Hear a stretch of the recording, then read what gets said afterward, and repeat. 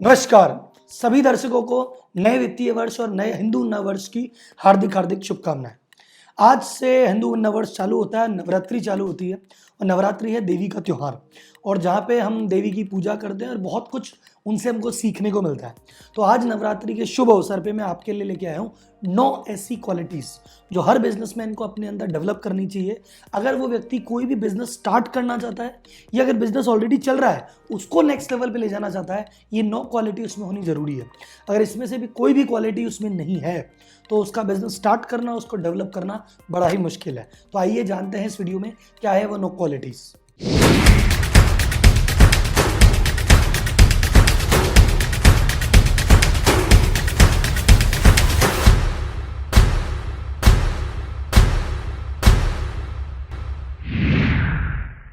First quality, visionary.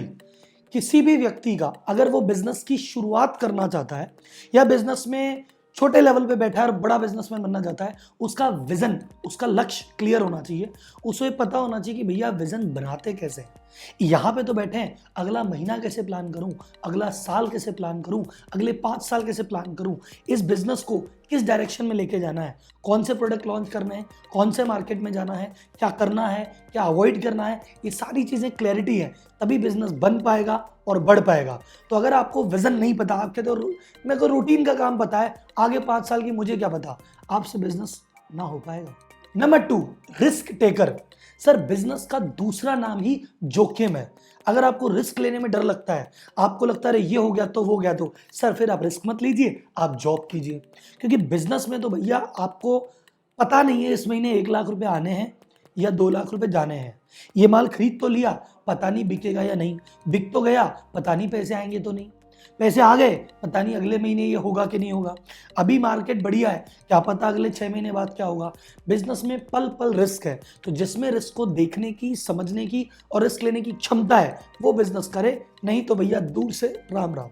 ऐसा कहते हैं कि सच्चे प्रोफेशनल की लर्निंग कभी खत्म नहीं होती। डॉक्टर हमेशा पढ़ता रहता है, सीए हमेशा पढ़ता रहता है, एडवोकेट हमेशा पढ़ता रहता है और एक सच्चा बिजनेसमैन भी चाहे किताबें ना पढ़े लेकिन उसका पढ़ते रहना और सीखते रहना ज़रूरी है। चाहे वो अपनी इंडस्ट्री के बारे में, इंडस्ट्री में क्या चेंज हो रहे हैं, इंडस्ट्री में क्या ट्रेंड आने वाला है, ये मार्केट में मार्केटिंग कैसे बेटर हो सकती है, सेल्स कैसे बेटर हो सकती है, एम्प्लॉय का मैनेजमेंट कैसे बड़ा हो सकता है, हर बार उसको हर मौके पे सीखते रहना जरूरी है। क्योंकि जिस तरह से 10 आदमियों की कंपनी चलती है उस तरह से 100 आदमियों की कंपनी नहीं चलती। तो हर लेवल पे, हर जगह, अच्छे समय बुरे समय उसको सीखना जरूरी है। चौथा स्किल, देखो सर बिजनेस एक ऑर्गेनाइजेशन है, संगठन है, अकेले आदमी से बिजनेस नहीं होता। आप कहते हैं राहुल जी उसमें अकेला चाबी खोल के जाता हूँ, शटर उठाता हूँ, झाड़ू लगाता हूँ, सामान बेचता हूँ, हिसाब करता हूँ, वापस ताला लगा के आ जाता हूँ। सर ये बिजनेस नहीं है, ये हॉबी है, ये नौकरी है जो खुद की नौकरी खुद ही कर रहे हो। बिजनेस वो होता है जहाँ आपके नीचे 4 आदमी 5 आदमी काम करे और वो 4 आदमी जिस क्वालिटी के होंगे उतना बढ़िया बिजनेस चलेगा।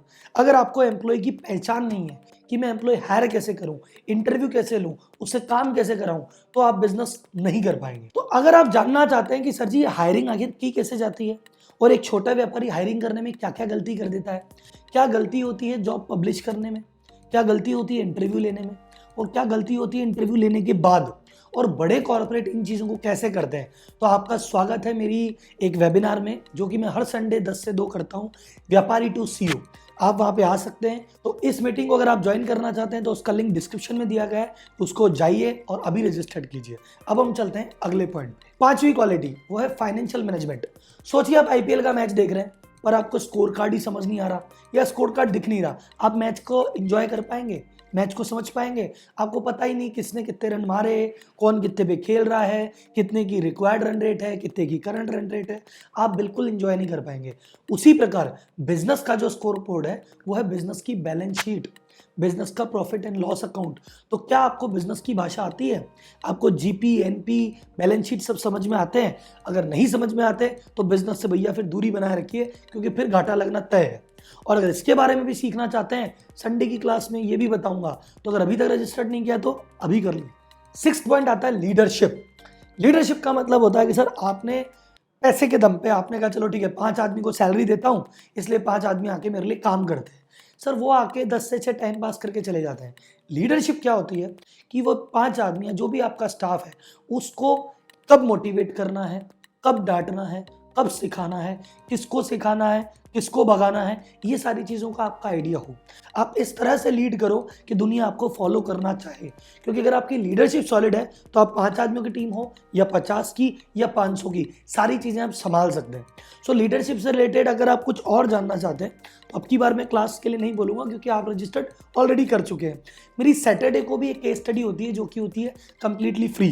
तो आप मेरे अगर लाइव सेक्शन में जाके देखेंगे तो 1 से 2 घंटे की केस स्टडी होती है, जिसमें मैं टॉप बड़ी बड़ी कंपनियों में कैसे लीडरशिप की, कैसे कंपनी बनाई, उस पर हम चर्चा करते हैं। पेशेंस, जिसके लिए कबीर जी ने कहा है कि माली सींचे 100 घड़ा, ऋतु आए फल होए।